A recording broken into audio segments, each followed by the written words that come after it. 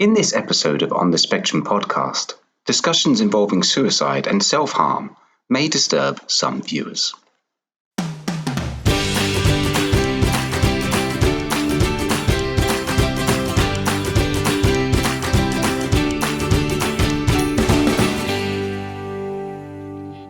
Greetings, listeners, and welcome to the On the Spectrum podcast, the show that explores the many complexities and diversities of being on the spectrum. We are your hosts, David and Lorena, and today we are joined by Matt Holman. Hello. Welcome. Would you like to start by telling our listeners a little bit about yourself? Lots of stories I could tell, but a little bit about myself, that'd be interesting. My name's Matt Holman. I created a company called Simpila Mental Health, sort of extensions of wellbeing, neurodiversity now. Back in 2016, following my own experiences with mental health challenges. I'm a passionate advocate of all things mental health, wellbeing, neurodiversity. Reason being is I have two daughters. My eldest daughter was diagnosed with late autism, so she was 17, nearly 18 at the time. And my youngest daughter in 2023, so this year, actually earlier this year, was diagnosed with ADHD. So passionate about these topics, learning every day. Really grateful to be here. Thank you for inviting me. I do appreciate it. Thank you for coming. It's great to be here. Thank you. Awesome. Good. Thank you. We've been talking about diagnosis, and then we did the early diagnosis, the importance of catching things early as soon as we can. However, in your case, we came quite later on time, did it? Can you tell us your experience in that? And what were the signs that flag up like, oh, wait there, maybe something is not right in here, and when we need to look into other ways? Can you tell us your experience in that, Matt? Yeah, I think that's going to be a big story, and the story is quite, it's a challenging one as well. Mm-hmm. And I think when you're dealing with somebody who's obviously had lifelong autism and you're only finding out when they're in their sort of late teens, it really is quite a challenge for you as a parent to think, wow, how did we miss this, right? And I think that's half the battle for a lot of parents. I don't think we missed it, by the way. I think we just didn't take notice of some of the signs. We didn't know what the signs were. We just thought growing up that our daughter was sort of, just a bit different, a bit quirky at times, albeit she's got high functioning autism. So she performed through life pretty well, masking and the girls mask really well. So the diagnosis, albeit was a surprise, was also a relief. So, and I'll explain that because I think it's useful for everybody to understand that. So my daughter in 2018, when she was 15, she was head girl at school, right? So she was doing really well. I wouldn't say she was the most academic, but she was really astute as a student. She never got detention. She was always there on time. She looked perfect. Every day was another day for her to sort of dress up and do a great job. So she got on really well with everybody.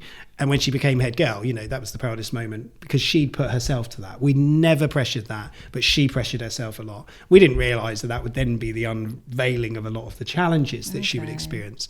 She was, as I say, she was 15, and she's a young 15 because she was born in August. So she was, going to still be 15 when she left school. That year also, it was a year 11 at school, exams coming up. It was the first year in 2018 that GCSEs then became all exam based. There was no real project work around it. So again, that's another thing that we sort of unraveled later as part of the problems. So lots of exams. I think she sat 21 exams. Oh, wow. And that's a lot of work. But then also alongside that, you've got all these life choices coming to you. As a 15-year-old, you're being asked, where do you want to go to college? What do you want to study? Where do you want to go to university? Do you want to learn to drive when you're 17? Do you want to have a boyfriend, a girlfriend, or what do you want to do? And all these questions keep flowing. And what we saw in parallel to that through our daughter was she stopped eating.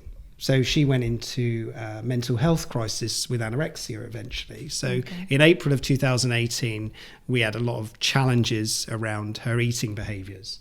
We didn't know what was going on. Of course, as parents, you're scrambling, albeit I'd worked in mental health for a couple of years by then. I still didn't understand it. And as a typical parent, we go into, let's fix it. Let's solve the problem. Let's fix the puzzle. Let's tell them how to do it. And we try to control things at that point, which really wasn't going to work. Ultimately, she went into the Children's Adolescent Mental Health Service.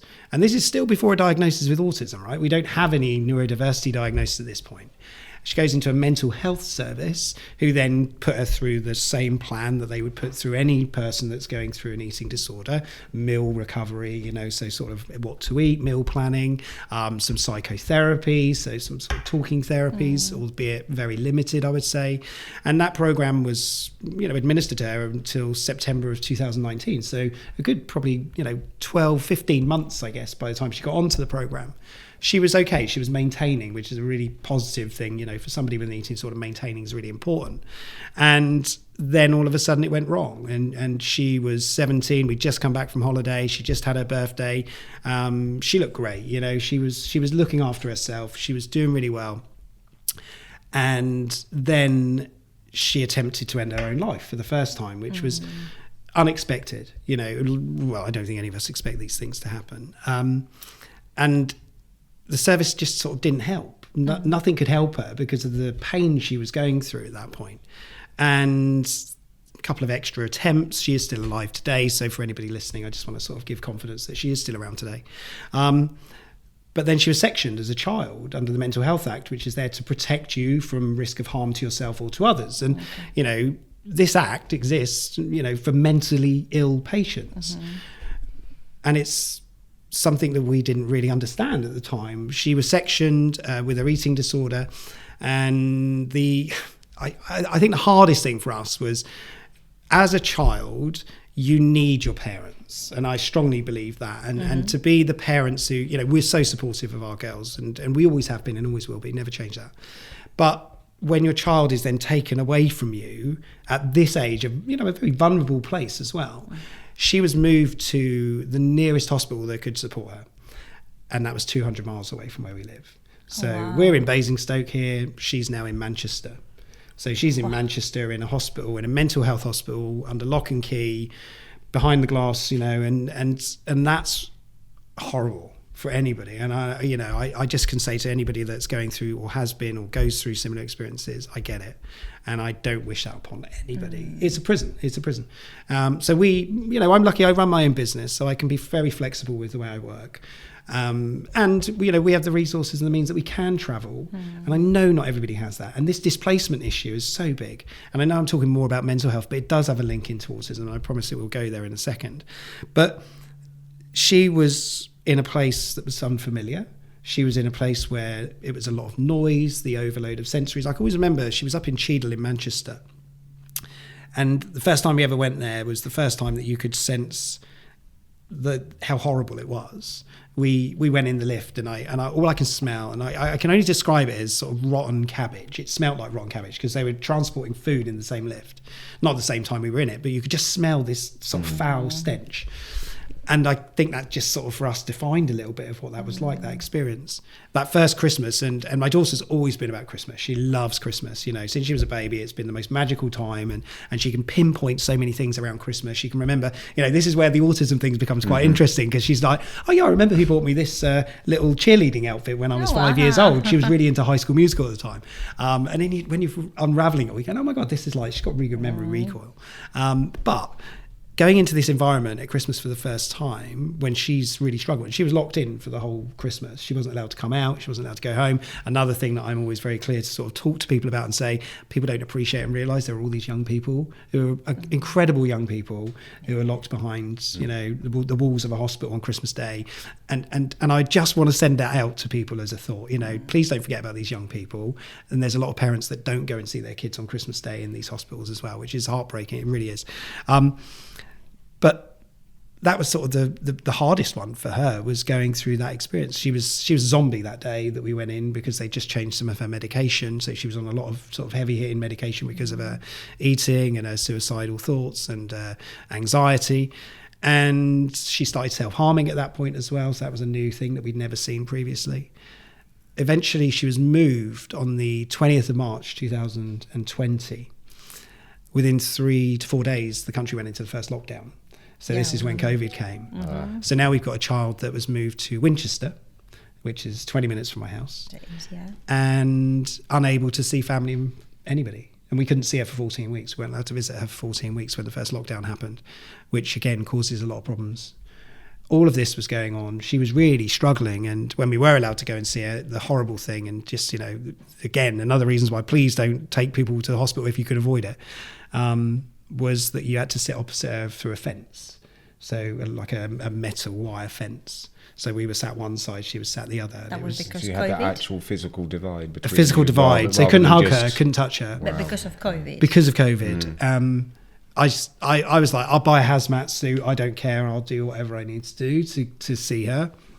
And that was really hard because she needed a hug. That's what she was craving. She's like, Dad, I just need a hug. And she actually chased me in the car park once because I was running away from her because I wasn't allowed to touch her. Because if I touched her, she would have gone into a 2-week lockdown herself inside. So you didn't want to cause that. I would no way put her into that place. And that's like isolating her even more. Yeah. So she's being punished for something that isn't her fault.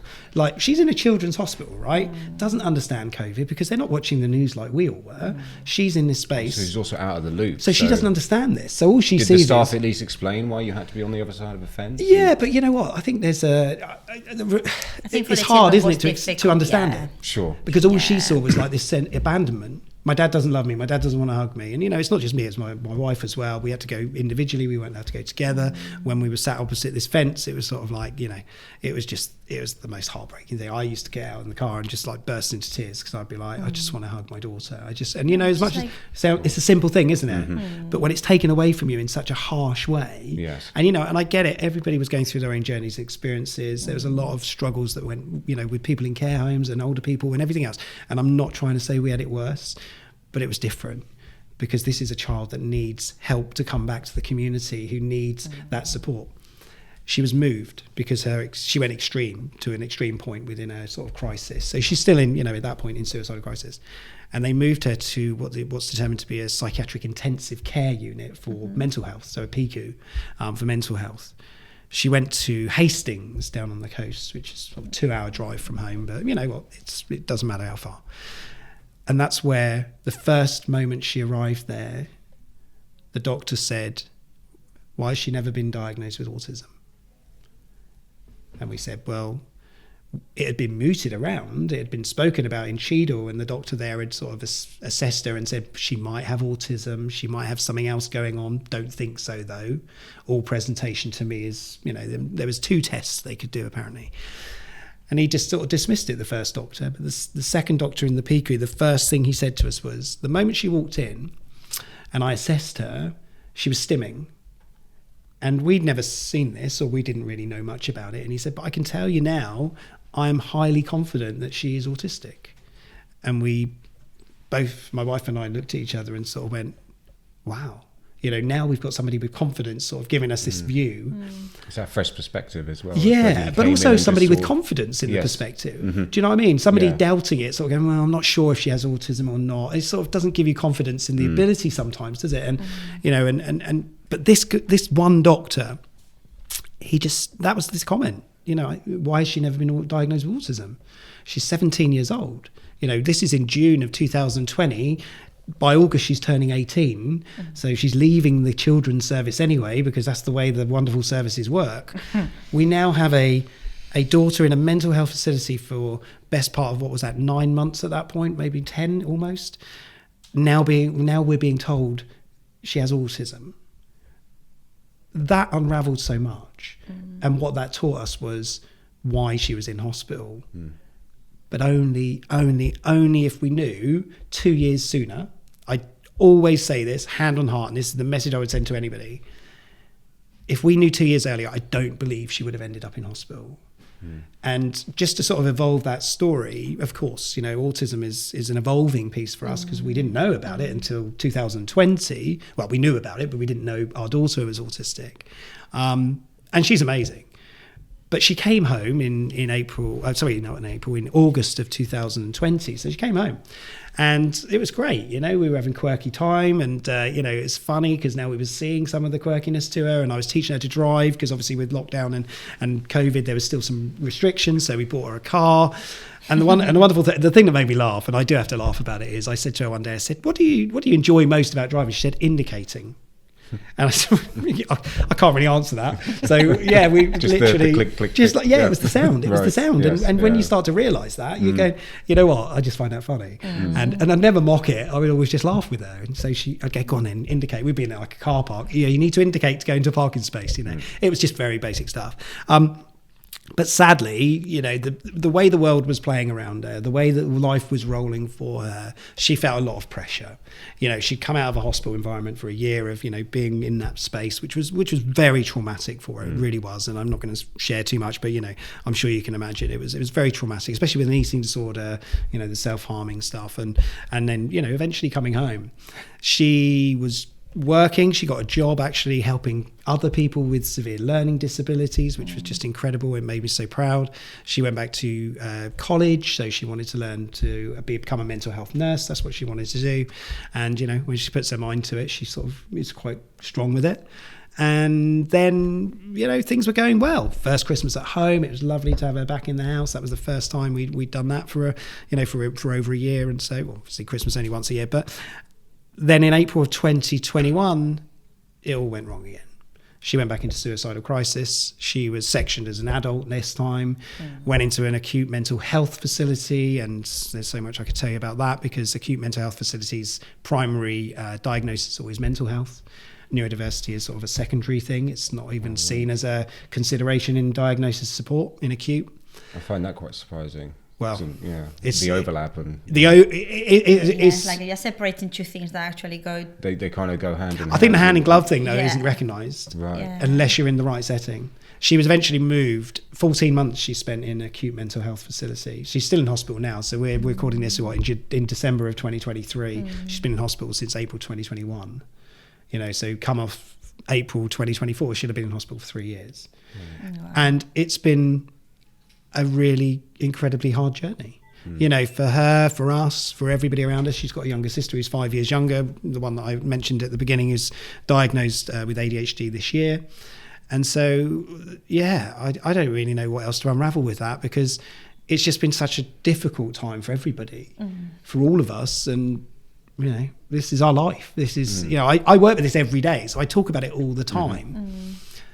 But it doesn't change it. You know, I still feel all those feels with that. And I think it's, for me, sharing it helps others. That's what I want it to do.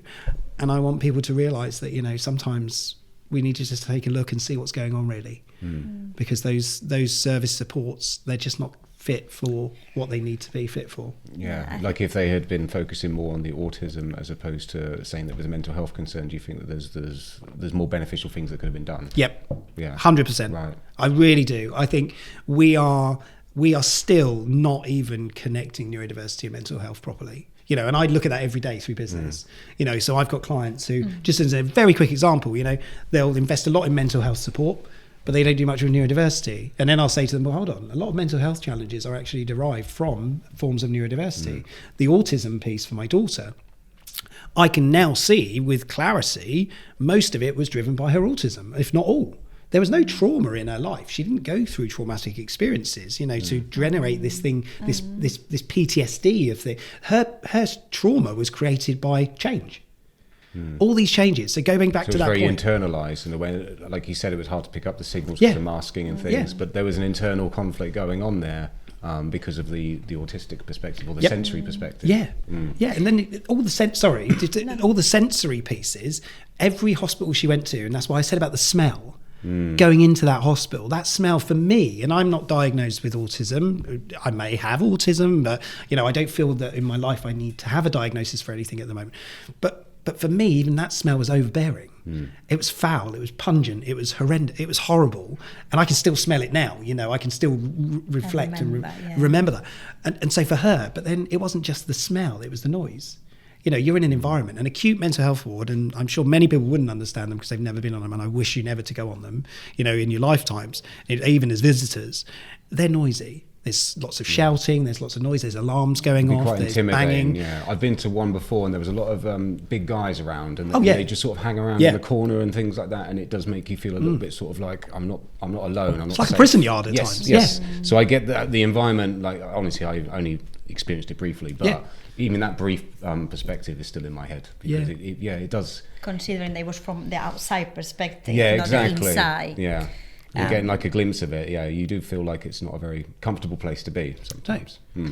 What listening to you, I mean, I've been holding my tears. I will promise That's I will right. hold them together Don't worry, no, that's right. as best as I can. Yeah. It's all positive. No, as it much is, as the but experience like, is horrible, talking about it is positive. So. Which is good now, but like it's hard to hear sometimes like these course, things. yeah. But what makes me think is like we definitely need to do lots of work in terms of awareness and put that out to the world, because someone that has passed for 3 mental health units with different professionals, not only 3, and till the third one, like at least the third one, but at the same time it's like why we needed to wait till the third one, because maybe in the first one with a good job done, we will avoid the other 2, with all the impact that goes to that person with living all these years. And if she needed it, it's fine, we can support, but we missed a lot of information that it was key for her, and maybe the support would have come in a different way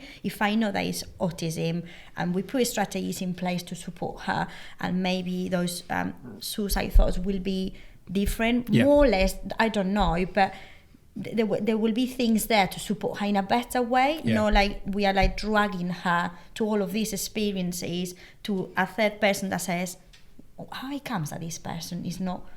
And as parents, we are parents. So when a doctor is telling you, I don't know about this, what are you going to say? Oh, okay, you go with that doubt, even because we work with autism children, don't we? And you will still say, okay, well, if you don't know, I'm going to know, because you are the doctor, you are the expert. Well, it's like you said about the confidence, having that person to just go, like, I think it's this, rather than... Can I just say one thing, just as part of that? It's because, just like thinking loud. You know what? You talk about those 3 experiences, the first one in Cheadle, the second one in Winchester, the third one in Hastings, where the diagnosis. I think there was much sooner that it could have been done anyway. We went to a doctor. We went to a GP when she was struggling with her anorexia. The doctor, and this is a reality, right? This is hard. The doctor took 3 visits before he would diagnose her with an eating disorder because she wasn't small enough. Yeah. So we're venturing into a world that, we don't understand. We see by the number kind of thing. So it's called BMI, right? It's the body mass index. It's the weight and the height. But they say that is not real. She wasn't small enough. It's like... We saw her shrink. We saw her behaviours. We're in the environment with her constantly for 24 hours, not 24 hours, but when she's at dinner, shouting, arguing, aggressive, all these things coming out. Go to the doctor, they stick her on the scales, they measure her, they weigh her. I'm sorry, she doesn't qualify with the criteria. She's not under the BMI. So 3 visits to the doctor, not one person at any point said, let's look at the psychoanalytics, let's look at the behaviours, why she's doing what she's doing, let's try and understand and establish better understanding of that. So that was the first time they could have done something. Maybe, if we are aware, and this is again a message to everybody out there, if your child is struggling with their eating around their teen years, maybe consider neurodiversity as also part of that makeup. Don't just go, oh well, there's a lot of anxiety, people struggle to eat when they're anxious. Think about why the anxiety is there, and that's something I'm really passionate to help people. And a number of people genuinely, hand on heart, have come to us, my wife and I, said, my daughter's struggling at the moment, she's not eating very well, she's losing a lot of weight. And we've just said to them, have you ever thought that your daughter might be on the autistic spectrum? And first thing is, why would I think that? Saying, well, we didn't. And then after everything went wrong, we found out she was on the autistic spectrum. Yes. So it's that, how do we help people sooner? And that thing about the 3 hospitals, we shouldn't have ended up in any of them. That's how I feel. And the doctor, and I'm not saying it's the doctor's fault, because it really isn't. And then, GP services are under so much pressure now. Yes. They get 6 minutes with a patient. Because of that pressure, they seem to be like, their approach is kind of like, let's do something if it's necessary. Whereas what yours describing now could have been it could have been preventative. Like it could have been a proactive 100%. Strategy that they put in place, saying, okay, she doesn't fit the criteria for this and that, but let's look into why this is happening. Yeah. Whereas I feel like, I know, especially the NHS, and again, I know they're under a lot of pressure. Yeah, 100%. But with my experience with them as well, it's always kind of like, well, if you can make do, then I'll send you home. Yeah. Rather than like, but eventually that person's going to come back. Because stage. It's going to escalate. Yeah, in a worse stage. Because and I think that's the pressure that they're under, is just, we need to do this, but when we need to do it, not as a proactive thing. Oh, we love a good crisis in this country, genuinely. We're not very good at preventing them. We do wait until people struggle. Looking at it through the mental health lens that I work in, the whole system is absolutely, on its knees. So we have to ask that question of how do we stop it from breaking anymore? We've destroyed it, right? It's been destroyed by the overload of demand, the challenges. Well, what we've got to do is help educate people in a different way, I think. I do believe that, awareness is so important. Yes. It will help people come forward as well. Yeah, if they definitely. have the knowledge. We're seeing a lot of that already. I think that in the last 10 years or so, I've noticed that a lot of people are more expressive about mental health concerns than they used to be. Yes. When I was younger, for example, it was a bit taboo when I was a young person. Yeah. And now it seems to be more open, and I think people are getting the help they need. And just discussing with you about late diagnosis, I have a lot of friends that are currently getting diagnosed with ADHD and things, and they're in their 30s. Yeah. And I think it's because when they were younger, it just wasn't expressed, it wasn't thought about, and now they're at a point where, like you said, the awareness is growing so they can recognise things in themselves, and then they get the help.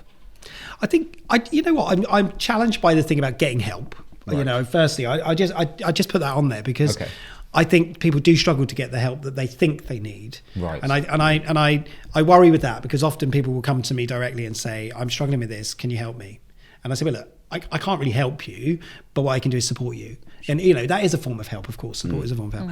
But people don't really understand what they need until they learn about what they might need. So it's a really important part to it is people reach into the NHS service, and just to sort of say and validate that thought, because they think that the NHS helps. But actually a lot of the stuff that they need to do to recover whatever it is that they're going through, not saying they're going to recover fully, and it's, you don't recover from ADHD and autism, you live with it, right? And you learn to live with it. And that's the key. You learn to live with these things and you understand them.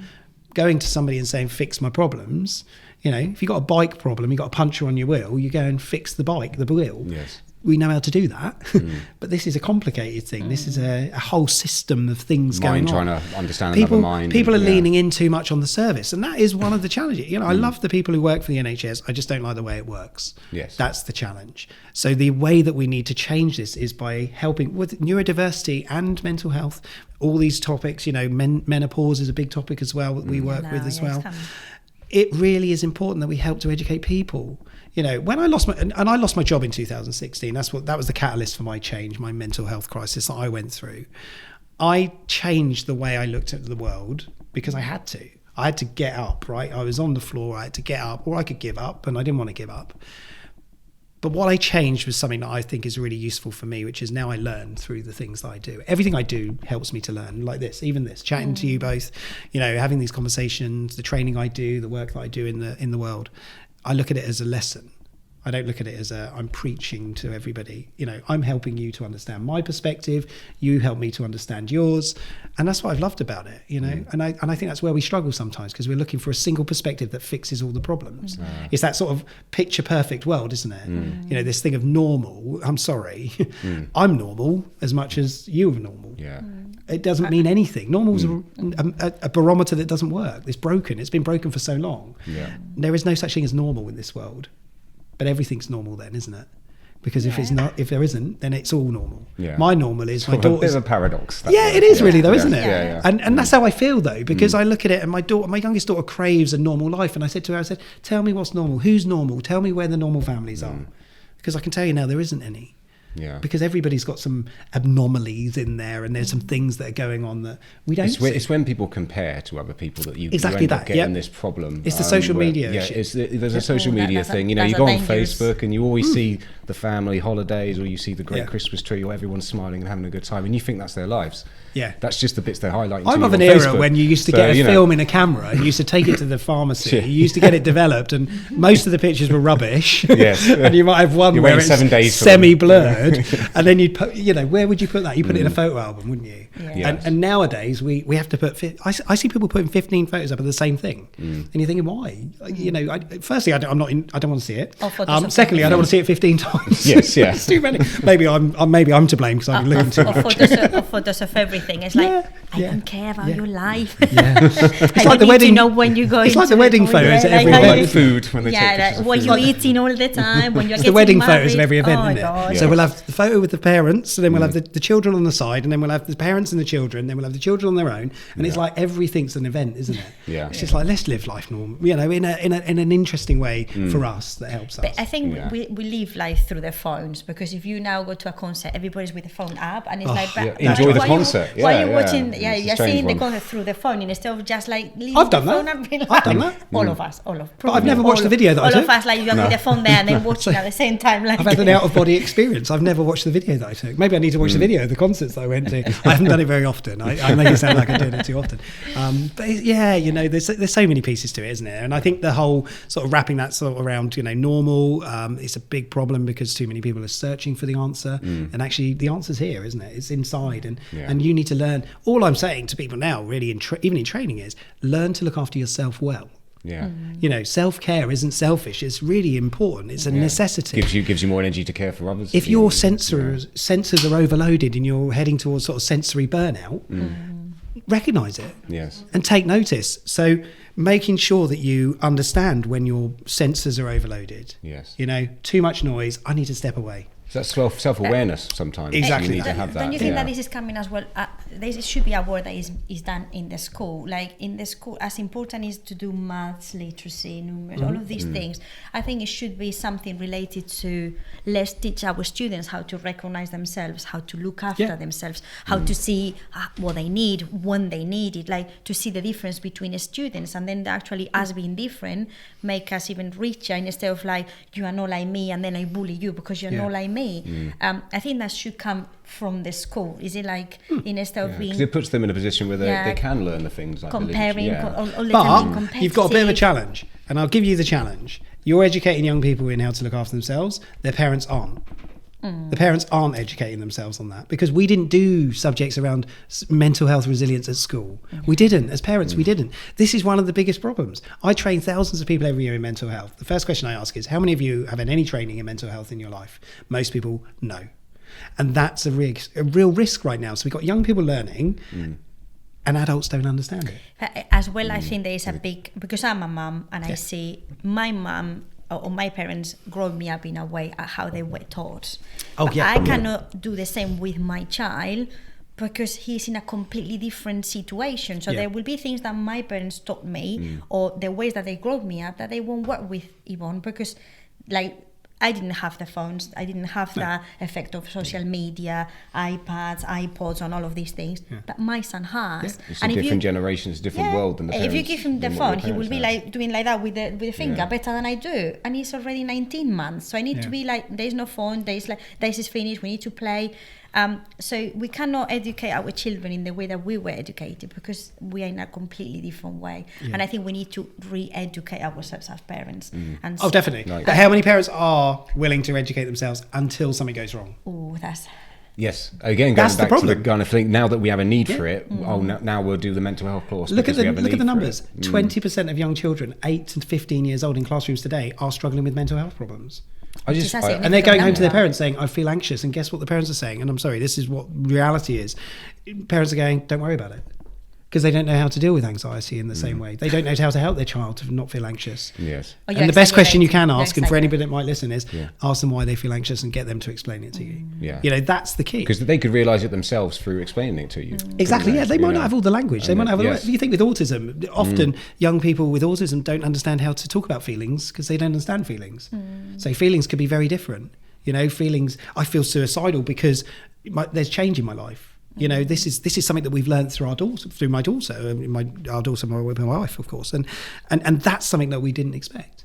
But most people wouldn't learn until they need to. And I always use this phrase, and it sort of comes out as a bit long, but it's, we only ever know what we need to know when we know we need to know it.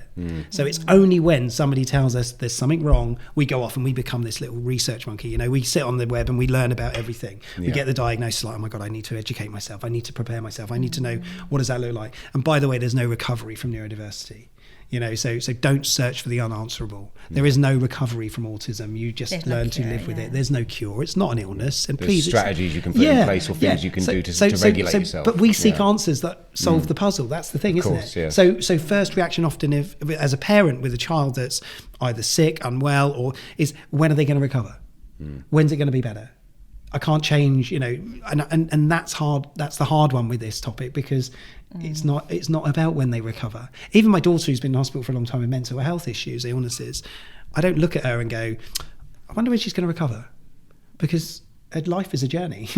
and she's going to have ups, she's going to have downs. We all have ups and downs, right? If you got a cold, you're probably going to recover within a few days. With this is totally different. I think it's learning how to live with it in the happiest way possible, instead of looking for the cure. And I put an example of a cousin that has she's schizophrenic, and she was in denial for a long time. And one day I was explaining to her, like, look, you cannot fight this, because fighting with it is not going to help you to go or do anything. It's like a diabetic person. They live with it. They go with the insulin all the time. When they have the lows and ups and downs, they manage that with the insulin. This is what you need to do with your medication. But fighting against this because one day will go, the only thing that's going to make you is unhappy and make the things worse. So get your insulin with you and try to be happy and live with it the happiest possible to be and do, instead of like that constant fight against. Because it's within the makeup of your own soul, that stuff like that. It's that deep, isn't it? That you kind of have to almost, well, I don't know if tame's the right word, but like rather than fight against it, you have to learn to live with it. You do. And I think it's interesting when you're saying those points as well, because I think back to when our girls were little, when even before they were born, to be honest with you, as a parent, you set out all these expectations, don't you, of what their life's going to look like. You almost play out their whole life for them before they're even born. So, if I'm going to have, we knew we were having girls, we found out we were having girls. So, in my head, I'm going, oh my God, this is going to be brilliant. I'm going to be a dad. I'm going to dress like a princess at times. I'm going to have tea parties and I'm going to be made up. And, which happened, by the way, just there is photo evidence somewhere else. Thankfully, it was before the Facebook days. So there's not that much photographic evidence online, but you know what, those were wonderful things. And then you're thinking, oh my gosh, they're going to grow up and they're going to find a boyfriend and they're going to get a good job and they're going to be whatever it is, and you're setting all these sort of markers in your world for your children. And I think we do that naturally as parents, right? Because I don't think any parents goes, oh well, when they grow up they'll do whatever they want and then it will just be chaos, and I don't care. Because that's what happens actually. Mostly it's chaos, right? Because it's not a straight line. Like you said, they're on their own journey, aren't they? And it's not a straight line, because you've got these expectations for your child. You're thinking, I want them to become the world. Well, I don't want them to be a world leader, but this is the world I want them to live in, and this is what I want. And I want to be a granddad, and I want to have all these little bundles of joy bouncing around on my knee, and I want to live a long time, and I want to take my whatever it is. You set your own expectations, and then it doesn't happen. And then they break them all. They break them all. And you know what? You have to make adjustments. And I think as parents, we have to be adaptable. And that's one of the risks right now, is we're not so adaptable. Because some people are so attached to those expectations, they literally have to mourn them when they don't happen. 100%. And then grieving. That can cause a dip. So when your child is then, at 17, whether it's at early years, whether it's in the middle, whether it's as a teenager, whether it's an adult, to have that diagnosis of anything different, it's hard, right?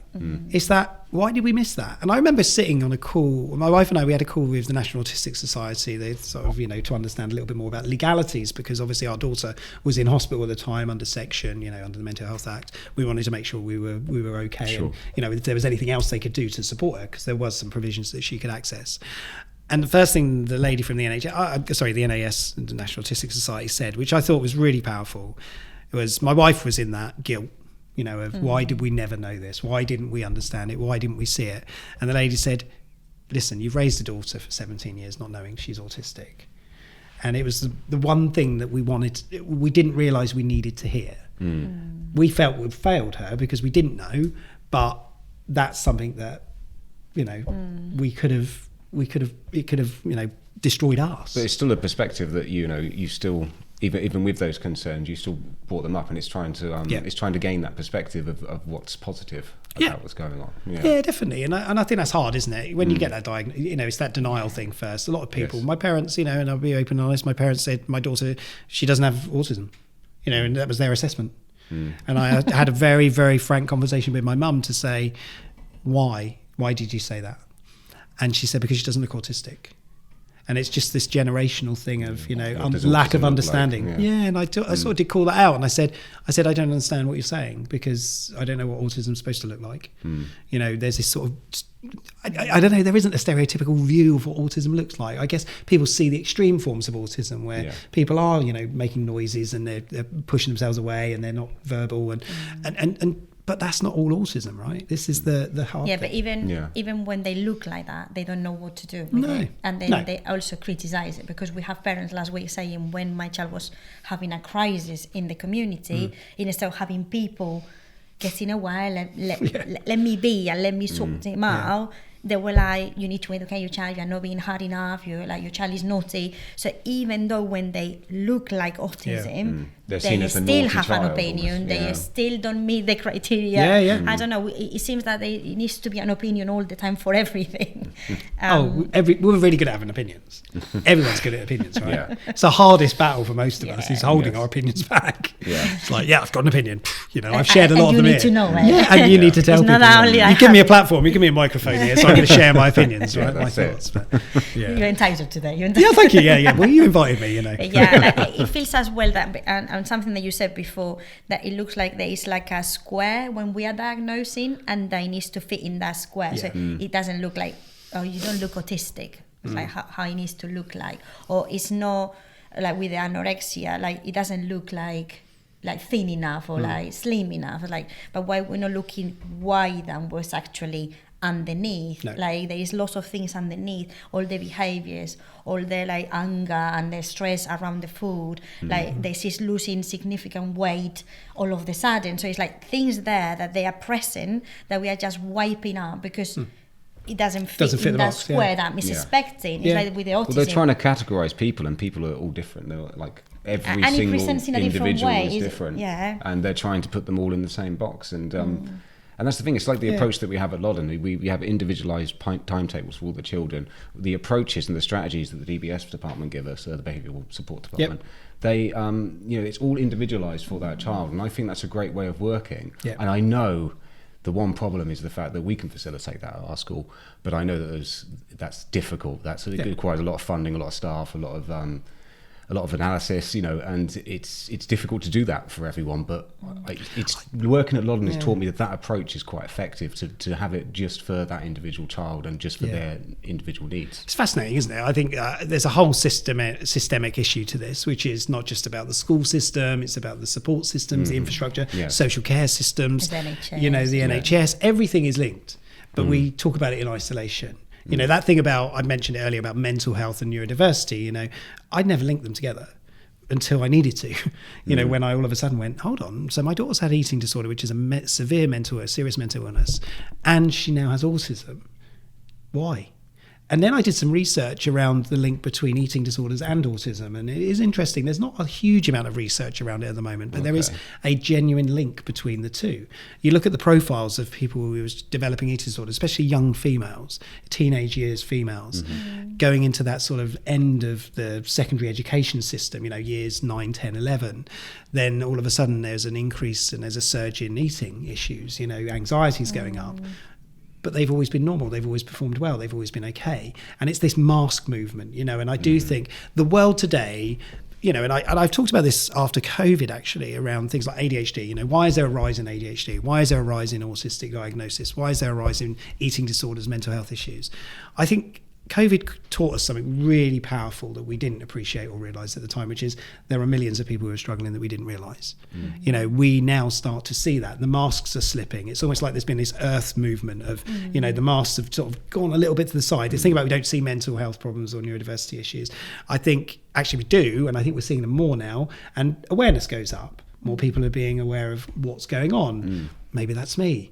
I'm not saying Google Doc is a good idea, so don't Google all your symptoms because there's a million different things you might be experiencing. You go down the rabbit hole. You go down the rabbit hole, that. Don't ask ChatGPT either. Yeah, or ChatGPT, although that will probably become more accurate over time with more case studies and information. But the thing is, we're learning more about these topics now than we ever have, and people are now saying, I'm struggling, I don't know why, and I want to know why.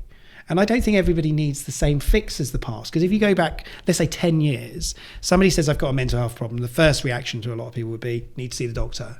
Well, you don't. If you've got a mental health challenge, you don't always need to see a doctor. Then you say, well, why do you want to see a doctor? Well, I need some medication, or I need some talking therapies. Well, there are ways and means and accessibility to get around that now. You don't need the medication necessarily. There are things you can do holistically. There's a lot of other things you could do. Yeah. The world has become a very busy place. Too much noise, too much stimulation, too much overwhelm. Any surprise more people are struggling with ADHD, autism right now than we've ever seen? There's more screens. Yeah. That just, as they're growing inability up, to switch off. Yes, yeah. We can't switch off. And all of us are going through something. We probably don't even realise that yet. But until we take notice of ourselves and how we work, how we perform, I do strongly believe we're never going to be able to answer the problems and the questions. We've got to take notice of it. I always think is going back to what you said earlier about you went through a life change. I always think that pursuit of change is usually really good for your mental health wise, because I think a lot of people get stuck in a kind of sort of loop. They kind of get almost like, I identify as a depressed person, so I'm just going to conform to that, and that's what I'm going to feel like every single day. Whereas I feel like people need to have a switch that's like, no, I've got to change direction here. Yes. And by doing that, you're kind of forcing yourself to kind of like almost, like you said, look at yourself from an outside perspective and say, well, I can achieve this, or I've done this, I've done that. And it's like, oh, okay, that's part of me I didn't even know about. And that all comes through change. And we love our routines, though, do we? We love our routines. Yes. We love our, we're quite rigid in the way that we work with things. I talk about, you get a lot of people using language, which is not right, by the way, to say like, I'm a little bit OCD, right? People shouldn't use that, because OCD is a serious condition that, is diagnosable as a mental health illness. But we are all creatures of comfort and habits. We do the same things in routine, don't we? We all look at life in our world, in our space, in the same way. So, we like the things that we like. That's not for others to say you shouldn't like them. That's for us to say, well, I like it. Yeah. So, it doesn't matter what that is. And I always used to say something which I think actually does link into neurodiversity now, which is every single one of us knows how to cook a roast dinner. But if we went to each other's house, it would all taste different. None of us would cook the same. Or someone be in the kitchen as like a second chef going, oh no, you should do it. So backstreet driving's great, especially when somebody else says, although then they turn and say, you can do the washing up. No. But all I mean is we can all cook a roast dinner, but every single one of us will cook it slightly differently, and which is the uniqueness of who we are. We put different veg in, we put different meats in, we do different things. There is no right answer. There is no right answer to this. Even their order, Christmas dinner is an interesting one, obviously, as we're recording this in December. But this is what life is. It is very much a unique experience for every single one of us, and the way that we go through it is right. It's just that sometimes we need to be more kind to ourselves and take notice of the things that are changing around us. So my daughter is on a journey. She's in hospital. She has a diagnosis with autism. She has also other diagnoses with her mental health, whatever it is that their diagnosis is for today, but she's always going to be my daughter, and I'm always going to love her, and I'm always going to have the same dreams and wishes and ambitions for her. And now actually the thing that's changed for me with both of my daughters is those dreams and aspirations I would have had when they were babies or before they were born, I'm not looking at it the same way anymore. My dreams and aspirations for my daughters now are simple: health and happiness. Everything else is just superfluous right now.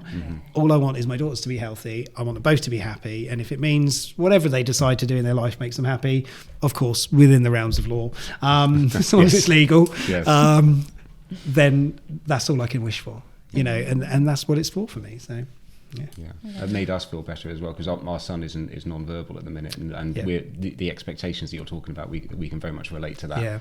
But now we got to the point, like, is he happy? He's happy. Is he healthy?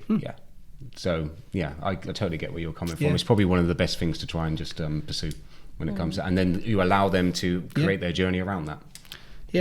And have real expectations, I guess, because I think we talked that in a few podcasts ago, and we had that a lot, and I think it's our real, but when you're a professional it's different when you're a parent. But it's like, push them to their potential. We want to achieve realistic things because that will make us happy and them happy, and then they fulfill their lives in something that something that they can do. They can go there and they're gonna make them happy. Instead of like, I wish that he could. I wish that she would be, and then it's like maybe it's what I want instead of what she wants, and then I'm pushing him in the wrong direction just because she needs to meet my expectations. I think you're always scared of that, aren't you? That you put pressure on your children to fulfil something that you have as a need, rather than like you say, you've got to try and always separate that they're their own individual and maybe there's a different path for them.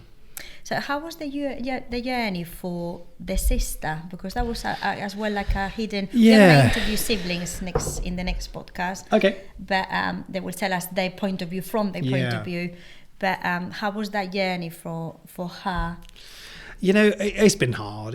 I'm not going to pretend it's been easy because it hasn't. Because she's craved a sister, and sadly for her, she hasn't really had a sister around her for 5 years. With the exception of half a year in the middle somewhere. She's got a good relationship. They've got good relationship together. But it's interesting, and I think the dynamic with neurodiversity, when you've got one person that's autistic and one that's ADHD, it's quite interesting to see them in action, because you've got the little whirlwind, like the Tasmanian devil sort of coming in and sort of like high energy and full on, and a lot of similarities to me actually. And I don't have a diagnosis of ADHD, albeit the psychologist did sort of say the gift come from a parent, but I'm not worried about that. And then with my eldest daughter, the difference with her and the perspective. I think the hardest thing for my youngest is that she's been through a lot of trauma. And we're talking a lot of trauma in her life that was unintentional. It was not by design. Nobody went out their way to do it. It was just that she's always been around, unfortunately, at certain times when things have been going on, and that's been hard for her. So she's a fighter. And genuinely she's a black belt in karate. She's been she's 16 now. She's been black belt for 3 years now. So proud of her, because that's been her outlet as well. Having the ability to go and hit things at times has been a helpful outlet for her. But I think exercise as a whole is key, isn't it? It's something that I try and get my wife has back problems that gets her down sometimes, and I always say, look, just go for a walk. Let's just I know you're in pain or what have you, but the adrenaline or there's something about exercise. Like I miss cycling to work sometimes. Well, you know what? The exercise thing is really interesting, because on the mental health side, all I say to people is, right, keep active, as best as you can, whatever your abilities are, and people go, oh yeah, but I don't really run. And okay, look, it doesn't matter. I'm a runner. I run a lot. But I know the benefits, because I know it reduces my stress level, and that's the biggest benefit. Whenever I say to people, how do you feel after you've been for a walk or a run or whatever it is you've done, people will often say, oh yeah, it cleared my head. That helped to clear my head. So it's like, great, well, why don't we do more of it then? So if you've got so much going on in your world and you don't have enough time to do everything, actually going for a walk is not a bad thing. I now intentionally, when I do training with people, and we sort of, maybe it's a 2-hour training, 10 minutes in the middle, I say, right, break time. And then you can see the reaction first. Grab your phone, do your emails. And I say, right, now, I need you to leave your cameras on, because most of it's virtual in those worlds, or when it's not, obviously we're in the same room. But if we're on virtual, leave your camera on, because I'm going to watch you step away from your machine. And you're not allowed to take your phone with you. And you're like, oh, okay. And you give people 10 minutes to go and just have a coffee, stand outside, go for a walk. I actually had somebody the other day who went on a step machine for 5 minutes. I was like, brilliant, even better. So we do have those moments where we can do it. Everybody comes back and you check in and you say, how did you feel? Oh, it was quite nice actually to have a break. It's like, there you go. Those are the answers, aren't they? Simple things actually are what we need to try to help. Even my daughter, with autism, my ADHD daughter, I'm just conscious of they need to do activities. Because my eldest daughter has been in the hospital for so long, and for a long time they didn't do anything with her. So she wasn't doing any activity. She'd literally sit there all day. You can see the television programs, where they show the inside of these spaces, and it's exactly like that. They don't do anything with them. They just sit them in the corner. Wow. It's like an old people's care home at times. I think. I mean, obviously, I'm not in that position. But my first approach would be to at least get them up and to get them on a treadmill or something. Whatever. That's not going to help matters if they're just sitting in a room. So they cannot even go out for they don't have gardens. Yeah, they do. Yeah, it depends, what level they're on and what support they need and everything else. So that is a big thing. It should certainly be encouraged. But they can go out. Yeah. They can go out, but they should be encouraged to go out rather than just going, well, you can go out if you want. Because the motivation to go out when you're in those places sometimes is really limited because you're feeling quite depressed by being in there, of course. And this is what I mean about people caught in a loop, or in my experience, it's a vicious cycle. Is that people sometimes get caught in I'm going to stay in bed all day and I'm not going to go out. And it's kind of it feels like you need to kind of push them out the door, and then maybe they might drag them by the and you say that they might discover something about themselves by getting outside. It's a fascinating thing about institutionalization. Right. And this sort of, my daughter's been in so long that institutionalization is a real thing that she's going through. So also there's a big scare for her, which is what happens when I come back to the community. Because that's an alien space now. She's been in a space that's been protective, that's been supportive. So when she comes back, but I think also you can be institutionalized outside of that environment. Because of the way you behave, the way that you react, the way that you work, the things that you do, the things that you where you just become in that sort of vicious cycle of that's just who I am. And you restrict yourself so that you're and it's that self-restriction. So I don't mean institutionalization implies you're inside a institution, but we are. Your home is your sanctuary, it's your space, isn't it? So it's a lot of those challenges that we see with people, but I don't know really. We see that in the school, don't we? When we keep the children busy, when we go out, when there's physical exercise in place, they had like a busy day, things tend to go smoothly, and then now when they are bored and they've been left, is when things is like they start displaying behaviors, they're seeking attention, getting obsessed with the tablets and in things their own way. You can see clearly even at school, like when things can go wrong really quickly because there are not enough things to do and they get bored, and it's like a way to say let's do something. We need a purpose, don't we? We all need a purpose in our lives, to get the reason to get up every morning, the reason to get showered and dressed and to do the things that we do, and I feel very, it sounds bizarre, doesn't it? Everything I shared is pretty hard, it really has been really challenging, but I feel really privileged with what I do. I feel I'm passionate about this, and I love getting up in the morning, and I love going to work, and I love going to help people. Actually, I don't go to work, so I've created a space where I just feel like I just do everything that I enjoy, and I choose what I do, and that's not what everybody has the ability for. So I sometimes feel like I'm gloating a bit, but why can't people create that for themselves?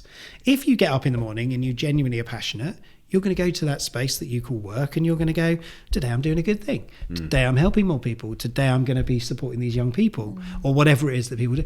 So many people right now struggle with that because they're, all the other constraints and constructs of society have created this worry, because the financial issues, the uncertainty for the future of the planet, all these things are not making us feel better. They're making us feel worse. 52%. There was an Indeed poll. I talk about this in training, actually. And there was an Indeed poll that surveyed workers, and 52% of employees right now are struggling with burnout. But we don't know they're struggling with burnout because most of them don't know they're struggling with burnout yet until they're just carrying on. And they're just getting on with it. Until they get exhausted. Yeah. That exhaustion, that fatigue, we just need to take notice more of it. Matthew, I know I'm not there, but I have a question in my head. Go for it. Do you think, because we were talking about mental health and neurodiversity not, be linked as they should, don't you think if your kid will be in a different environment, her recovery will be different? Like the mental facilities that now they go to, they are not really neurodivergent friendly. No. So it's about building capable environments like we do at the school. We always talk about how much at the school the environment affect behaviors. Yeah, well, absolutely. There are some of these specialisms. Where she's at now, they are more aware of mental health neurodiversity. There's levels within the services. So, there are spaces that help support on both. But I think where we take the wrong approach often is we don't deal with the underlying neurodiversity challenges first, so the prioritizing sound and sensory issues over medication and all the other technicalities of a mental illness, so it's very quick to say sedate them, and one of the examples actually that I've given many times in conversations that I've given, or conversations in training, is around stimming. this thing about stimming. So when my daughter was in an acute mental health facility, they didn't understand what stimming was. And actually quite a scary conversation took place after. So when she was stimming, she would shake quite, aggressively. It would be perceived to be quite aggressive, because she'd shake quite a lot. And when they saw her shaking, they'd go and restrain her. So she's in a facility where they see that as an aggressive behaviour. The aggressive behaviour needs control. The control is often restraint. Then she's restrained. She becomes more aggressive because obviously nobody wants hands-on restraint. They then give her a medication called PRN, which is sort of like to pacify her a little bit and sedate her. And it's horrible. And I was on a call with, and this is no lie, 16 disciplines from the NHS on a call about my daughter's care. And I mentioned the word stimming, and not a single one of them knew what stimming was, because they're all working in an acute mental health facility which doesn't recognise neurodiversity. So they only know that sort of like section of the mental health. So they're looking at a behaviour through a lens of mental health, and I'm saying, well, hold on, what about stimming? And then even one of the psychologists on there said, ask me the question about what's stimming. And I was shocked. This is something that societally we don't understand. We see things happening. We see people. You also people with that kind of profession, you would think that they'd at least have sort of like a base knowledge of that side. Their mental health. Their mental health. That's where this disconnection sits. It's like my brain is collapsing. It's like if you're like, especially from our environment. Excuse me, what? We see it a lot, don't we? This is right. This is something that I found really scary. So in an acute mental health hospital that my daughter was in at the time, she was in there, and she obviously has neurodiversity. She has, the autism. We had a meeting, and they asked me and my wife if we'd be interested in doing some sort of interviewing as parents of a neurodiverse child. And we said, well, of course, we want to help evolve the service, because this acute space does not help at all. It really doesn't. It's overstimulating, it's scary, there's too much noise, the sounds, everything is going on. And we asked a question. It was quite interesting actually to see the response. We said, in the past 12 months, how many neurodiverse people have been in care in this acute mental health facility? And the number was, I can't remember exactly, it was over 300 patients had been in the facility with neurodiversity. And then I asked a question that they wouldn't answer, or I'm not sure if they couldn't, but I don't think they would, which was, of all those people with neurodiversity, how many of them stay longer on average than people without neurodiversity? And they all were quite restrained in what they said. They were reluctant to express that. Yeah, which indicates something quite interesting, which is people with neurodiversity will stay longer in mental health acute hospitals than people without, because they can't support them. Yeah, and they're focusing on, like you said, a different sort of category altogether. Because the environment is triggering. Yeah, the environment is overly stimulating. And so they're trying their best, and they're protecting people. The Mental Health Act really is framed around mental health. But I don't think it's only the environment is overstimulating and not right, which it creates a massive impact, and we said that the environment plays an important role. I agree with that, but also because there are things and elements that they are not aware at all. Oh, they're not trained. Like it's like we are not seeing. It's like they are seeing the person just half of it. So I just see like half of the Lorena, which is the anorexia, which is the mental health side, when it's obvious and comes out really clear. Okay, yeah, fine. But what happened with the other half? It's like you are not seeing me full. The neurons are you connected. Are tackling only half of it, forgetting the other half, when actually this half that you're not seeing is feeding that one that is here, or feeding or affecting, or they are both interlinked. Of course. So you are like kind of, do I make sense? Do I make sense here? Like how it comes that you are seeing only like half of the person. It's like only the anorexia, okay, but there's autism there as well. That's the model of that environment. The mental health. What my daughter needed was something totally different and bespoke to that, which was the neurodiversity support that wasn't there. Albeit, to be fair to the environment that she was in for the acute, they wanted to learn. And I think that's it. So it wasn't like they weren't willing to move or budge. They just didn't know what they needed to know. Yeah. But then that surprises me when you've had 300 people with neurodiversity coming through the doors and nobody's ever gone, maybe we should learn more about this topic. Maybe we should know a bit more about how to support people with autism.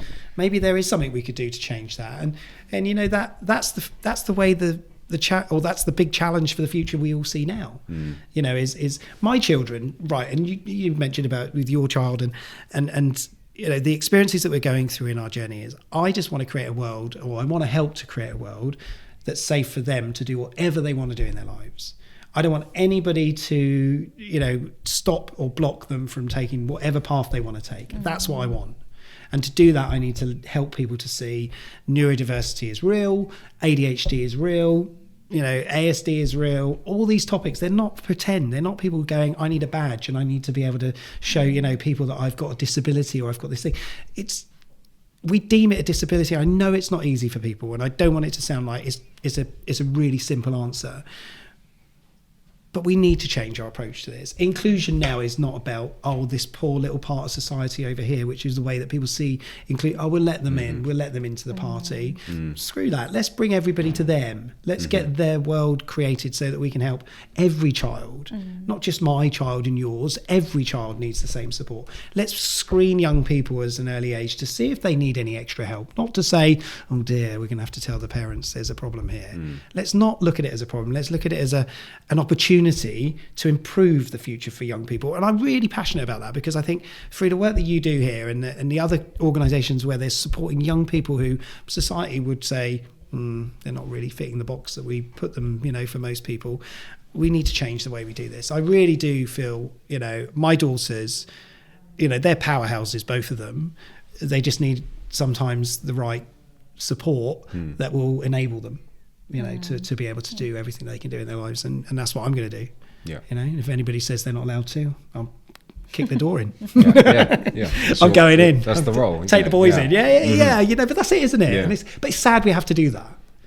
What would you tell those teachers that they are in the early years? Because I think you said something really key. If we put the right support in the early years, maybe later we will have things, I would say, in a better place. Yeah. Not necessarily that we need to look, or we are looking for cure anything, because nothing is to be cured. No. But that we need less support. If I've been putting the right support early on, and then I know what that child needs when he's 5, 6, 7, maybe we don't need to reach a crisis point when they are 17 or nearly to. Then is when you said that, oh my God, I need to have that conversation with these parents. This is not working. This child, I think, is such and such and such. I'm going to be the one bringing the bad news. When we've been seeing all of these things and signals since he or she was in the school when she was 5 or 6.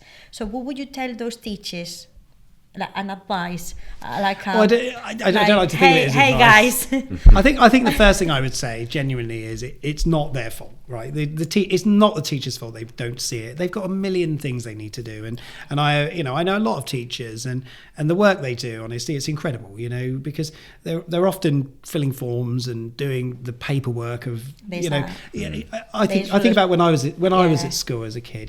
The teachers, they loved going to school. They loved teaching the children. And I'm not saying they don't now, but they didn't have to do half the things that we do need to do now, So there was the freedom to be creative. There was things that you could do with the class. And they have a rigid sort of structure they have to follow now. It's all, well, look at the recent times, with that, sadly, the loss of that head who, Ofsted went in and made and honestly, my heart goes out to her family, to all those teachers that were affected by that. And of course the students and for anybody that's in that sort of environment, because it just proves that we're so critical about things now that it's got to be perfect or it's not good enough. And if it isn't good enough, then that is really hard for people to accept.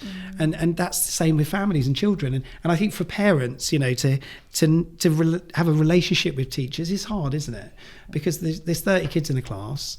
You've got we go on, well, we don't now, but when we were going on parents' evenings calls, you get a few minutes with a teacher. Nowadays, they cut you off at 3 minutes or whatever it was. So it wasn't even a conversation you could have. It was literally them just reading their script. There's no relationship. Yes. And I think that's half the thing, isn't it? Yeah. So there's a lot of teachers moving out of education because they're just not able to do what they wanted to do. They're burnt out now. There's all these issues in the classroom. 20% of young people with anxiety from 8 to 15.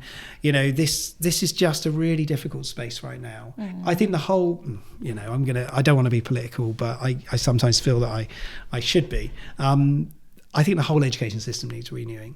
I think it needs revising. I think it's not suitable to where we are right now. I think the whole mental health of our young people is the most important thing we need to factor into that. And having every child sit so many exams, sorry, that doesn't help. Doesn't help. I don't think it's only the exams. It's the ratios. It's like we're expecting one teacher to do miracles with 30 children. Yeah, of course. Probably half of the class or nearly half of the class have mental health issues. They are neurodiverse. So it's like we're expecting from one person to tackle many things and to a point that we are breaking down the teacher, and then because we have many teachers like in our situation to a point that they are leaving the sector. Yeah, of course. The exams, the way that we approach the teaching way. So I agree with something. I think if we can establish earlier with the young people the best way of learning, the best mode of learning for them, I think that's got to be the future, isn't it? I think that's the problem, is that everyone's in that category. Maybe I don't do very well in exams, but if you tell me to do some coursework, or if you tell me to verbally say something to you, or to demonstrate my practical skills, that's kind of like, I could still prove that I had that knowledge and I could do that. I just can't do it in your format of an exam, Exactly, yeah. And you know what? The thing with my daughters was, the fact that they were being judged on 5 years of hard work in an X amount of time exam, for me, doesn't work. Because my eldest, like I said, my eldest daughter, she was really astute. She was really, studious at school. She was on it. For her then to be judged on those final exams, and if she doesn't get them right, she fails, was like, wow. So nothing else is taken into consideration. Her attitude, her conviction to work, the things that she did in the classroom, the support she gave as a head girl, all those things didn't matter, because all I'm going to look at is your exam results. And did you pass or did you fail? And you know what? That, for somebody, she drove herself down all those paths of, that was her self-harm, that was her eating, that was her issues, that was her anxiety. We couldn't fix that because we couldn't say, don't do the exams. This time round, my youngest daughter sat her exams this year. All we said to her is that there is no expectation here. We don't expect you to get these, whatever it is. But do your best. And she said, I don't enjoy this subject. And we said, then we don't expect anything. Because, we had an honest conversation about it, rather than going, well, you need to ace everything and you need to get 9s in everything.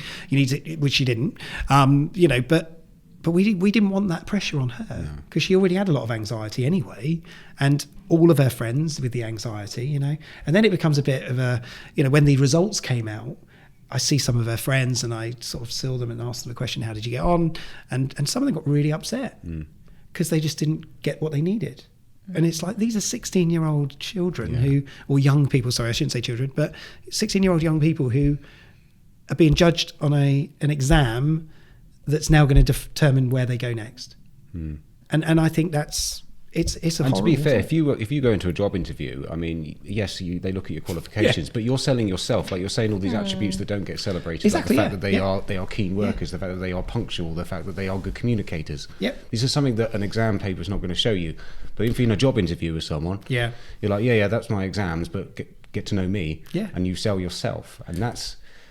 I think there's too much pressure put on, like you said. Hugely. But I think that's one of the reasons why we're seeing all the anxiety going on. Is the pressure. Because you can't really use it later in life. It's expectations, it's pressure, it's the school, and that then links into the political part of it, which is the school system being judged on a set of criteria. If you're not successful, if your students aren't successful, we're going to downgrade you. It's not good enough. It's unacceptable. No wonder those teachers in those establishments say, I can't work like this.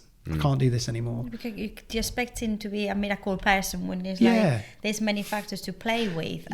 So we've talked about the NHS, we've talked about the school system, education, but you know what? All the people that work in there, I have absolute heart and admiration towards, because I think, know what? They do the best they can with what they're being tasked with. It's just a very complicated system that they're entangled in. But they go in there with the best intentions. I mean, why else would why do we do what we do? We do it because we care about people, and like you said, that's what gets us up in the morning, that's what motivates us.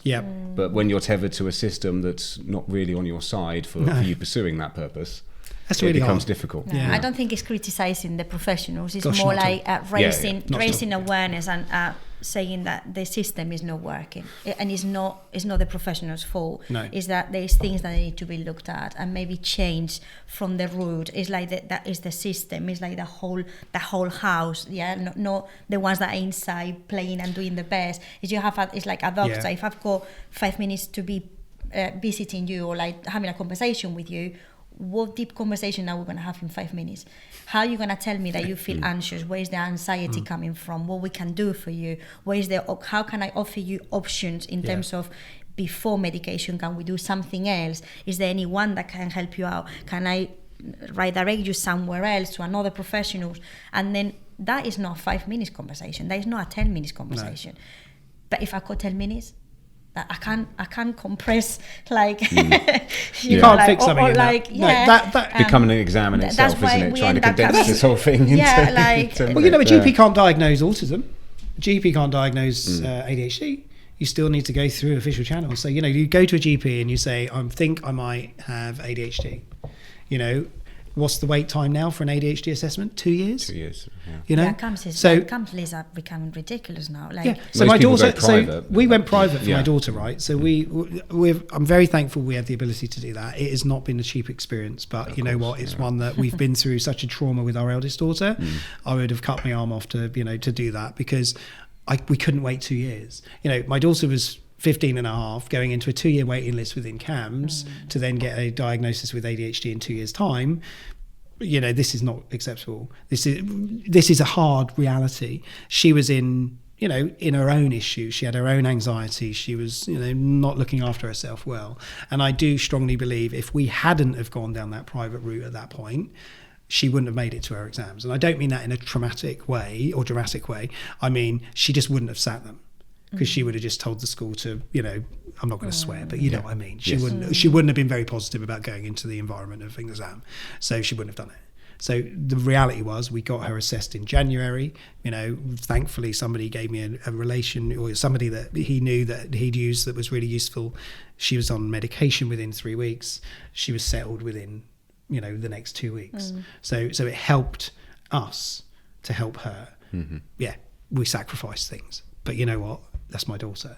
And I think any family, if you realise that sort of how quickly you can change things, sometimes people would reassess, prioritising everything if they're able to. It also gives you that perspective where we're talking about the system and how these people are good at what they do. They're just in a system that's... Yeah. But the irony is the person that we went to see also works with the NHS. Oh, I see. So we just expedited that service because we went, here's some money. And it's the harsh reality, isn't it? And that's the, I feel saddened by that. Yeah, we're still waiting for a speech and language therapist. Our boy, we've been on there for 17 months now. Yeah. We're still waiting. We're still waiting. 17 months. 17 months. That doesn't surprise me. Yeah. It scares, it's sad. Yeah. Doesn't surprise me. And we've discussed going private. But they've said that they want to gather up evidence and stuff for when they come in, and but I do see that as a kind of well, you're just buying time. And, it's a holding back. Yeah.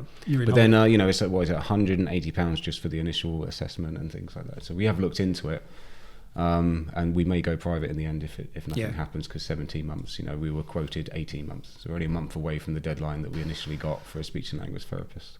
And this was highlighted when he was 3. He's now 4. Yeah. Yeah, like the way we wait is what we're talking. Why we are not doing something when we have the power to do? When he was 2, when he was 3, and then we're in a waiting list. But waiting for what? It's like we need the help and we need it now. You're waiting for somebody to say he's non-verbal.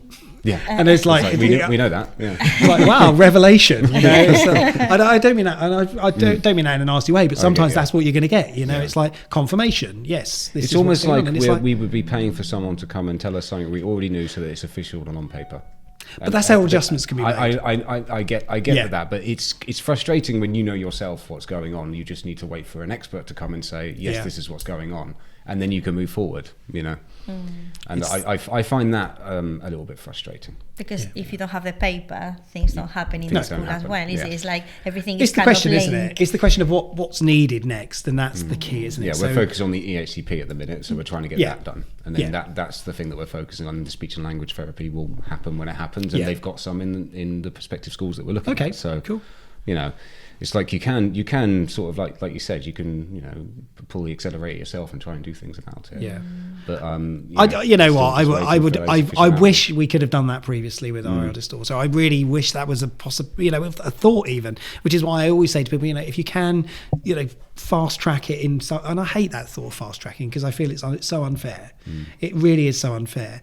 The reason we fast tracked with our youngest daughter was because of our eldest daughter's experience. In all honesty, I can't go through that again. My wife can't go through that again. We've been through so much trauma with our eldest daughter. There is no way on this earth I can let that happen to my youngest daughter. She's already been through a lot. Do you know what I mean? And I think that's when, for me, the fast tracking thing is okay. But it just shows society so. the structure of society is so corrupt around sort of wealth and everything else. Mm-hmm. It's about money, isn't it? It's all about money. It is, it's all about money. And imagine if we had enough money that we could just support everybody in the right way. Yeah. It's like we were saying earlier about how, what makes Loddon great is that we individualise everything for everyone, but there's no way the schools could afford that. I remember when I left a mainstream school to come to Loddon. And they were, how can you afford to do this, that, and the other? And I said, well, because of the way that the school's structured and the way they're not a public school, and they don't get the same funding that you guys get. Because they're looking at their budget going, there's no way we could do that. No. And I see the frustration. Even before I left, I was speaking to the SEN lead, and she told me that the budget hasn't gone up with the inflation. So their school has the same budget now as it did a couple of years ago, and if you imagine how much things have gone up in price since then, and they're working with the same budget, I think that's something that needs to be looked at. You need to keep up with how expensive resources are. One thing that made me think as well, because I'm governing a school in Basingstoke, and then when you're talking about financial things, and then I hate the numbers, I need to say that. But one thing that made me think as well, talking about Ofsted, it's like you need to consider as well the population within your school. So I can have a population where parents have money. I'm going to put the ideal, and I don't want to sound mean or bad, but if I can pay my child to have support extra outside of the school, and then if my child has difficulties, I'm happy to pay because I can afford that. Sure. The difficulties that the school is going to face probably will be less. If I'm in a school where the families are not particularly wealth, they cannot pay that extra money, and then the child needs the help. So that school A and school B cannot receive the same money, because in our case we have like pupil premium students, that they are SEN. Most of them, there's a big number of SEN students. Those need more support and more professional people there around them to support them to achieve as the other children achieve. And then even those comparisons that they do nationally with other schools, it's like, but why are you comparing a school A with B and C when they are schools that they are in a different location, with different families, with different needs, with different students? It's like we are not even realistic in those things comparing one and another. Do I make sense here? So that's the one thing that made me think, being a governor and seeing and I enjoy the role, and the school are amazing, all the staff is amazing, but that made me think, like, why we are comparing those things when the school that you're talking about probably is completely different to the school that I'm talking about, to the school that your daughters went. Why we are comparing, putting them in the numbers, even with the money, what money are receiving when you might need more money than you need. We need to see those, but we don't. It's a tough one, isn't it? That's the league tables, that's the Premier League of schools, and it's horrendous. I want to wish firstly that every child gets an experience through school that helps them. That's what I wish for, and that's I think the ultimate goal. For me, the wish extends to, let's create an environment where people want to come. Let's create an environment where kids want to learn, where they love going to school, where they come out of that school going, you know what, I've learned something today. And it could be through creative, it could be through reading, it could be through whatever. But I just don't feel that that's happening. And I feel like so many, my daughter loved history. My daughter loved history up until year 10. And then she went into history, and the teacher was not passionate about what she was, learning. She lost passion. She didn't enjoy it.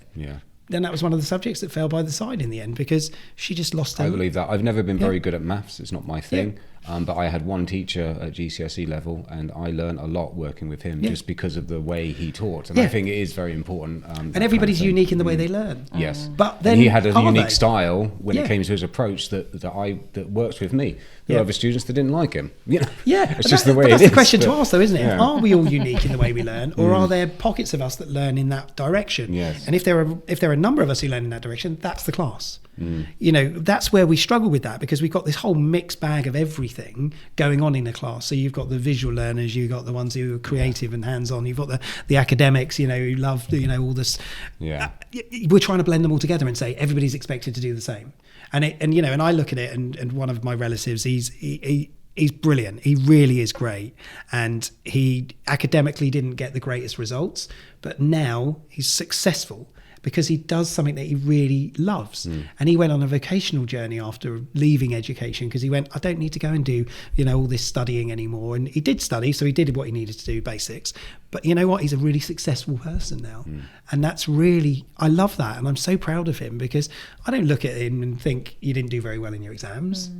You can't achieve anything in life. I just said, look, that's your exams, mate. They're done. Yeah. Go and do what you love now. And he did, and he went towards where he ended up. And you know what? I've got every respect for that. Sure. And I think that's where a lot of people do struggle sometimes, because they're so fixated on, I need to get my grades, I need to get my results, and I need to do that.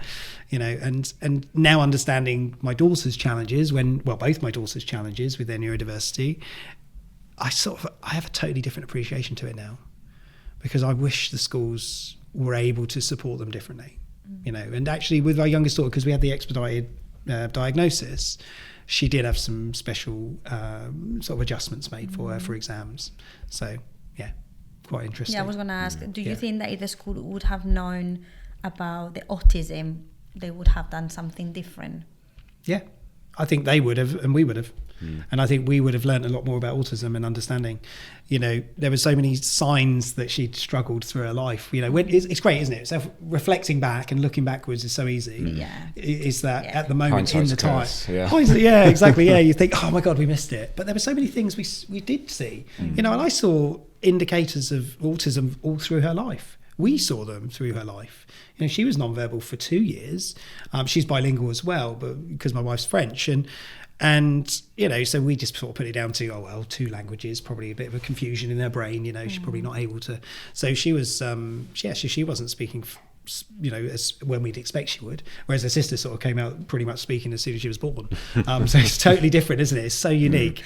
And I think she said her first word at like 6 months or something. It was bizarre. And then she hasn't shut up since. But I mean that in the nicest way, because she's lovely. But this is, and so you're looking at these unique things that they were experiencing. And some of the things when we would go away or when we'd go and see people, it was until we appreciated we were breaking our routine. We didn't realise it. Why was it every day? She'd go, Dad, what are we doing at the weekend? And like Monday, and I'd say, we're going to visit Nan and Grandad at the weekend. Okay, Tuesday, what are we doing this weekend? We're going to visit Nan and Grandad. Why are you asking? I just need to know. Wednesday, are we seeing Nan and Grandad this weekend? I've told you, yes. And you can see how, as a parent, you get really annoyed with that. But for her, she needed that reassurance. It's the reassurance, isn't it? And it's that, and this is all through her life. By the way, this isn't just on that one day. This is all through her life, where she's going, all constantly reassurance. And those signals that before was like probably herself. Yeah. Now it's like, wait there. Yeah. That was like the little signs. So we know now. Reassurance. Yeah. If she asks the question 10 times. We shouldn't get angry about it. We should just go, that's just her way of making sure she's okay with it. So to close the podcast for today, tell us what you do, because we've been talking before starting the podcast about how you help other youngsters and children through mental health that they feel. So tell us, and you can tell us about your podcast. So if someone wants to listen to you or reach you if they need you, they will know more or less what you do. We will put anyway all your details in the information for the podcast. Nairobi will do that. So if someone that is listening to us wants to reach you, they know how to do it. So tell us, Matt, what you do. What I do. Everything I've spoken about on this podcast is everything I'm passionate about. And if I can build a business around all of that, then that's what I'm doing. And to be honest, that's exactly what it is. I've stood up and I've spoken at so many events and different functions and whatever it might be, because somebody said, oh, can you come and talk about mental health with us or neurodiversity? And I'm like, yeah, of course. As soon as somebody gives me a microphone, thank you. I'm more than willing to talk on it. Because I think that's the most important thing we can do, actually. And I always say this, and I trained so many different programs in mental health first aid. I train managers. I train, anybody that wants to learn about mental health. I'm really, invested in parents as well, if they want to learn as well. Most people in businesses are parents anyway, so it sort of fits nicely into some of that construct as well. So lots of training, lots of talking, keynotes. I did a TEDx talk as well back in 2019, talking about the importance of being a 24-hour human, because we're all the same when we break it down. We're all, we're we're time rich, time poor, but we all have 24 hours every day. So that was really useful insight. Although there's a whole story around that anyway, but I won't share you with that today. But I just love talking about these topics. I don't know if you noticed. And I always say, the only way we can improve conversations of mental health and these topics is by talking about them. Okay. So if we don't talk about them, we don't learn about them. If we do talk about them, we learn something, don't we? So my podcast, Matt Holman Talks Mental Health, is something that I launched in 2020. And there was a couple of reasons, actually, just sort of let you know why, because I think it's useful. I am a Samaritan. I've been a Samaritan for nearly 9 years now.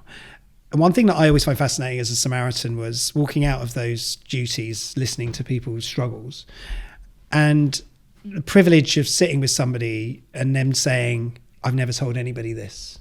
I just find it fascinating. And it's humbling, but also it's saddening, because you're hearing somebody tell you their inside challenges, and yet they can't talk to others about it. So when I created the podcast, I wanted to give people a platform to tell their story. Now, I'm not saying in the same ilk as the Samaritans conversations, but I wanted people to feel safe to be able to talk about what they wanted to. So that was the first sort of intention with it. And secondly it's normal conversations. It's a half an hour block where we sit down and somebody tells me a story.